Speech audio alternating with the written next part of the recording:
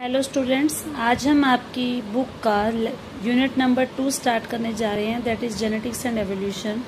इसमें आपके 3 चैप्टर आएंगे, चैप्टर नंबर 5, 6 एंड 7। 5 चैप्टर जो है उसको आज हम करेंगे, that is principles of inheritance and variation. तो जैसा कि नाम से ही पता लग रहा है, इसमें हम बेसिकली इनहेरिटेंस और वेरिएशन किस आधार पर होता है वो पढ़ेंगे। इनहेरिटेंस का मतलब क्या होता है? इनहेरिटेंस का मतलब होता है कि कुछ फीचर्स, कुछ करैक्टर्स पेरेंट्स से उनकी नेक्स्ट जनरेशन में पास ऑन हो सकते हैं, उससे हम बोलते हैं इनहेरिट होना या इनहेरिटेंस। और वेरिएशन, अब जरूरी तो नहीं है कि पेरेंट्स और उनके ऑफस्प्रिंग्स बिल्कुल आइडेंटिकल हो। कुछ चीजें हैं जो बच्चों की अपने पेरेंट्स से रिजेंबल करती हैं, बट फिर भी उनमें कुछ ऐसी क्वालिटीज, कुछ ऐसे फीचर्स होती हैं जो उनके पेरेंट्स से बिल्कुल डिफरेंट होते हैं। तो ये जो डिफरेंसेस हैं, these differences are known as the variation. तो इस चैप्टर में हम बेसिकली यही पढ़ेंगे कि किस वजह से जो पेरेंट्स हैं और बच्चे हैं वो एक जैसे लगते हैं और किस वजह से उनमें डिससिमिलैरिटीज भी देखी जा सकती हैं। अब जनरली क्या होता है, हम अपने आसपास देखें तो हम फाइंड आउट करेंगे कि कोई भी एनिमल है, उसका जो ऑफस्प्रिंग है वो बिल्कुल उसी के जैसा ही होगा। जैसे एलिफेंट है तो उसका जो बेबी है that will be a elephant. इसी तरीके से मैंगो है तो मैंगो से मैंगो का प्लांट ही बनेगा, एप्पल नहीं बन सकता। मीन्स कि जो भी स्पीशीज है वो स्पीशीज अपने ही जैसे ऑफस्प्रिंग्स को जन्म देती है और वो ऑफस्प्रिंग्स अपने पेरेंट्स के जैसे ही लगते हैं। और कुछ कई बार ऐसा भी होता है कि वो बहुत ही ज्यादा डिफरेंट लगते हैं। तो बायोलॉजी की वो फील्ड या वो ब्रांच जिसमें हम इस तरह की बातों के बारे में पढ़ते हैं, that is known as genetics. और इसमें हम इनहेरिटेंस के बारे में भी पढ़ेंगे और वेरिएशन के बारे में भी पढ़ेंगे, जो मैं आपको ऑलरेडी बता चुकी हूँ। Inheritance is the process by which characters are passed on from parent to progeny. वो प्रोसेस जिसके द्वारा कुछ कैरेक्टर्स या फीचर्स पेरेंट से बच्चों में जाते हैं, उसे हम बोलते हैं इनहेरिटेंस। इनहेरिटेंस की वजह से ही हेरिडिटी का आधार बनता है। Heredity is again the same thing, जिसकी वजह से जो फीचर्स हैं वो एक जनरेशन से दूसरी जनरेशन में पास ऑन हो रहे हैं। एंड वेरिएशन मीन्स डिफरेंस, कि जो प्रोजेनी है यानी कि जो बच्चे हैं वो अपने पेरेंट्स से किस हद तक अलग हैं, that is known as the variation. तो अगर आपको ध्यान हो तो आपने 10th क्लास में भी थोड़ा सा रिप्रोडक्शन के बारे में पढ़ा था, और अभी भी जब हम लोगों ने फर्स्ट यूनिट स्टार्ट किया था तो वहां पर भी हमने एक बहुत इंपॉर्टेंट चीज पढ़ी थी, and that was the difference between asexual and sexual reproduction. तो जब हम एसेक्सुअल और सेक्सुअल रिप्रोडक्शन के बीच में डिफरेंस पढ़ते हैं तो वहां पर एक इम्पॉर्टेंट बात आती है कि जो एसेक्सुअल रिप्रोडक्शन होता है वहां पे वेरिएशंस नहीं होती, क्योंकि एसेक्सुअल में जनरली सिंगल पेरेंट इन्वॉल्व रहता है। तो उसी पेरेंट के ही शरीर से जो आप कह सकते हो कोई कट होकर, कोई बल्ज होकर, या उसी के ही शरीर से नया ऑर्गेनिज्म जन्म लेता है। तो इसलिए उसका जेनेटिक मेकअप बिल्कुल अपने पेरेंट्स के जैसा होता है, उसमें कोई डिफरेंस नहीं होता। तो हम ये कह सकते हैं कि एसेक्सुअल रिप्रोडक्शन में वेरिएशन आने की जो संभावना है, जो चांसेस है, दैट आर निल, 0 है। बट सेक्सुअल रिप्रोडक्शन में 2 पेरेंट्स इन्वॉल्व होते हैं, दोनों पेरेंट्स अलग बैकग्राउंड, अलग फैमिली से होते हैं, तो इसमें वेरिएशन आने की चांसेस ज्यादा होते हैं। तो इट मीन्स कि ये जो बात है कि सेक्सुअल रिप्रोडक्शन के कारण ही वेरिएशन आती है, ये बात हमारे एंसेस्टर्स भी जाना करते थे। ये नहीं है कि ये बात हमें ही पता लगी है, काफी सालों से ये बात जो है इसको एविडेंस मिल चुका है कि सेक्सुअल रिप्रोडक्शन ही वेरिएशन जन्म दे सकती है।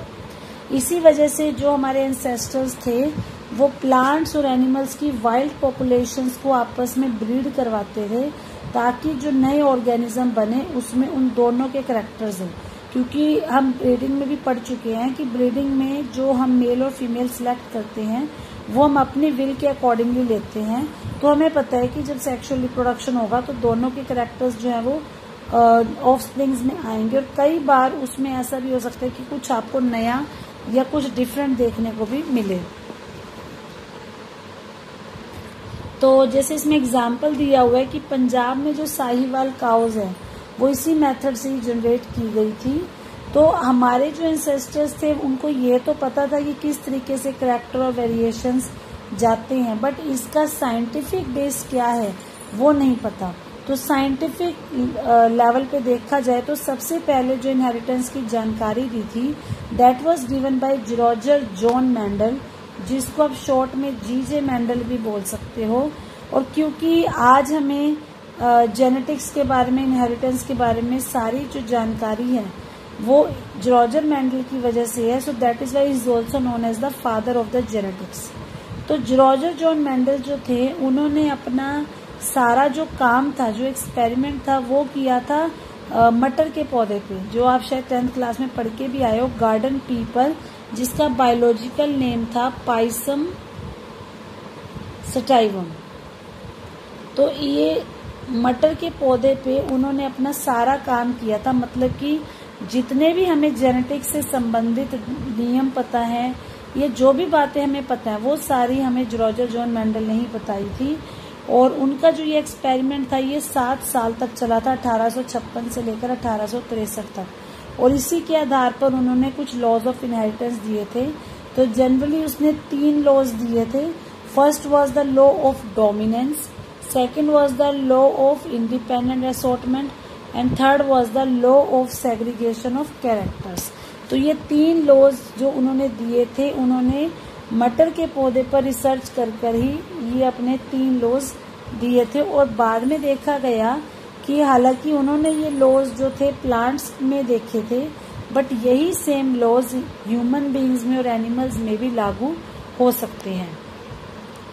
जब उन्होंने अपने एक्सपेरिमेंट्स किए तो उन्होंने सैम्पलिंग साइज काफी बड़ा लिया। Now what is the meaning of sampling size? कि उन्होंने जो सैंपल्स लिए थे, मतलब कि जो उन्होंने पौधे लिए, उनकी जो संख्या थी जिस पर उन्होंने बार बार रिसर्च की, वो काफी ज्यादा बड़ी थी। तो इस वजह से ज्यादा आप कह सकते हो ज्यादा डाटा कलेक्ट करके उन्होंने अपने एक्सपेरिमेंट किए थे। तो इसलिए उनका जो डाटा था वो काफी हद तक जो है वो करेक्ट पाया गया, मतलब उसमें गलती होने के चांसेस बहुत ही कम थे। और उससे पहले भी बहुत सारे लोग थे जिन्होंने कुछ ना कुछ कोशिश करी थी, लेकिन मेंडल वो पहले इंसान थे जिन्होंने बायोलॉजी की प्रॉब्लम को सॉल्व करने के लिए स्टैटिस्टिक्स और मैथ्स का इस्तेमाल किया था।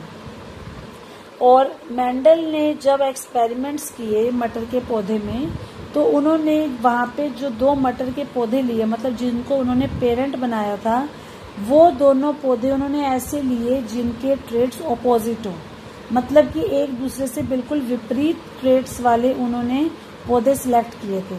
अगर मान लो एक पौधा वो टॉल ले रहे थे तो दूसरा पौधा उन्होंने ड्वार्फ लिया।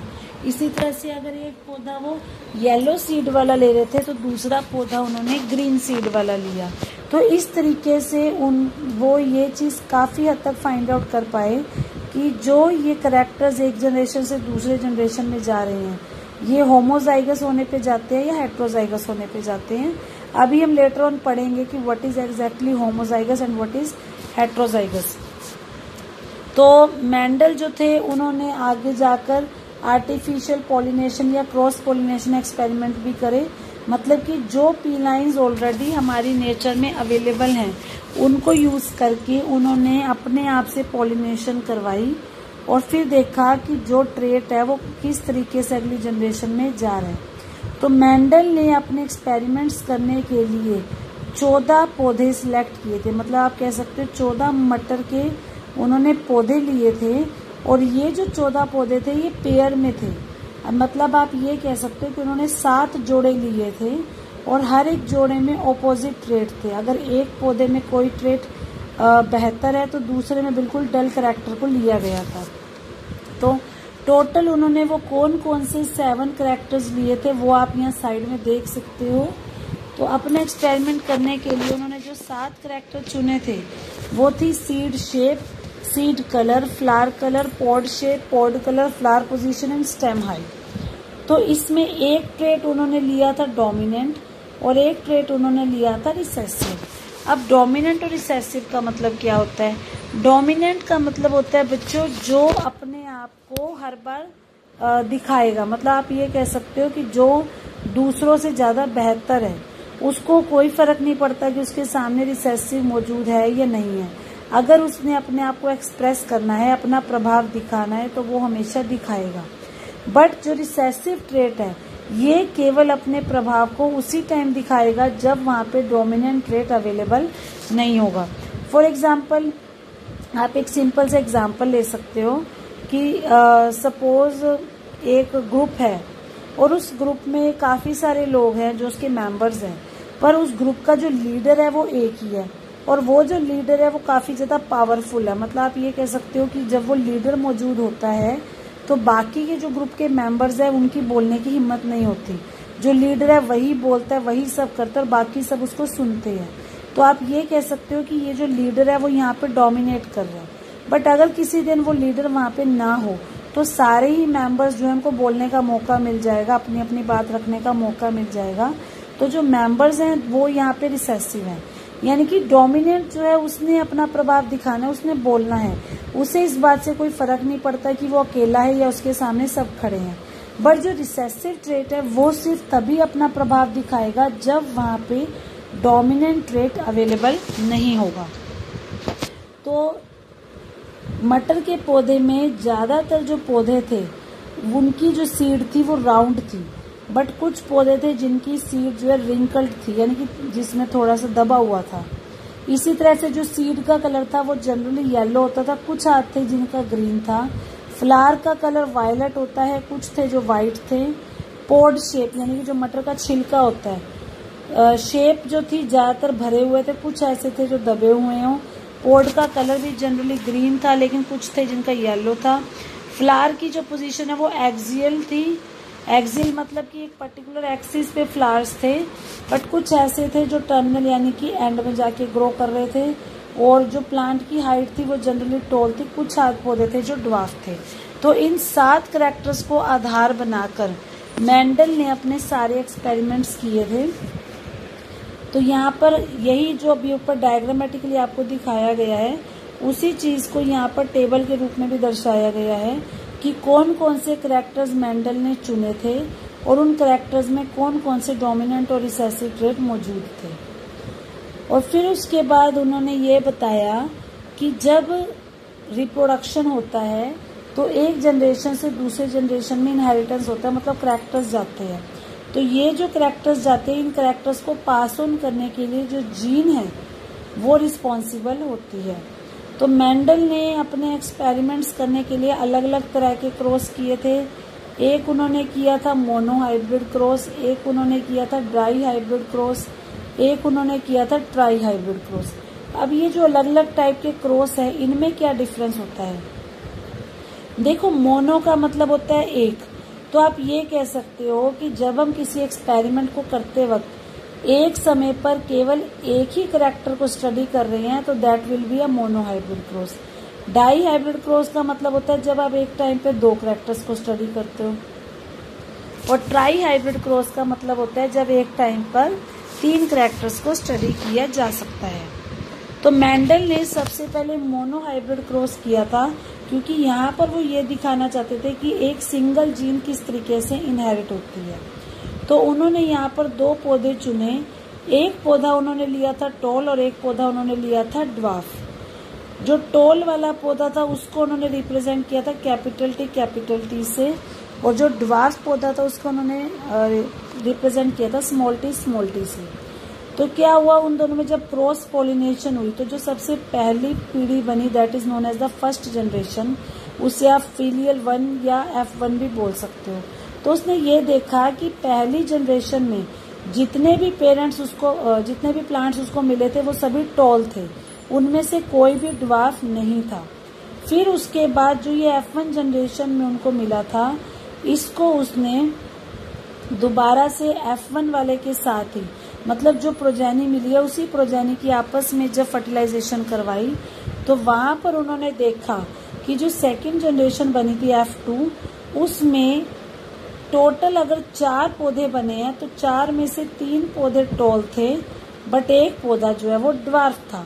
तो यहाँ से उन्होंने ये बताया कि अगर आप 100% कोई एक्सपेरिमेंट करोगे तो 75% संभावना है कि आपको डोमिनेंट कैरेक्टर मिलेगा, बट 25% संभावना है कि आपको रिसेसिव कैरेक्टर भी मिल सकता है।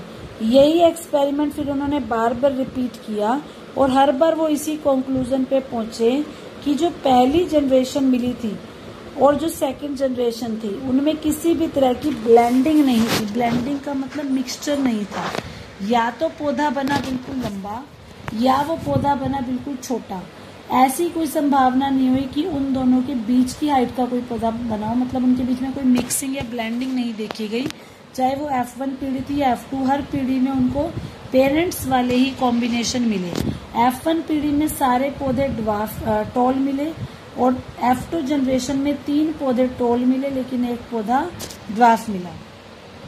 तो यहाँ से उन्होंने ये कंक्लूड किया, इससे उन्होंने ये ऑब्जर्व किया कि कुछ ना कुछ ऐसी चीज मौजूद है जो पेरेंट्स से ऑफस्प्रिंग तक इन चीजों को लेकर जा रही है, लेकिन उसको क्या बोलते हैं उनको नहीं पता था। तो इस चीज को उन्होंने नाम दिया फैक्टर्स।